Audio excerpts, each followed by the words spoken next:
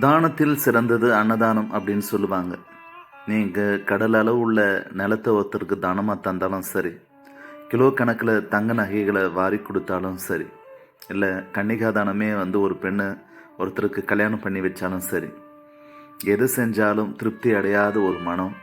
நீங்கள் இந்த மாதிரி ஒரு தலை வாழை இலையில் அன்னத்தை பரிமாறி இனிப்பு, கூட்டு, பொரியல், சாம்பார், மோர் குழம்பு, வெத்தக்குழம்பு, ரசம் அப்படின்னு சொல்லி எல்லா விதத்தையும் வச்சு அவங்களுக்கு மனசார பரிமாறி வயிறார சாப்பிட வச்சு அந்த புன்னகையோடு அவங்களுக்கு பரிமாற சொல்ல அவங்க மனம் நிறைவடைஞ்சு எனக்கு போதும்பா போதும், தோட எனக்கு வயிறு நிறைஞ்சிடுச்சு, தோட போதும் அப்படின்னு சொல்லி அந்த நிறைவான மனதோட அந்த புன்னகையோடு அவங்க மகிழ்ச்சியோடு எழுந்துக்கிறாங்க பார்த்தீங்களா.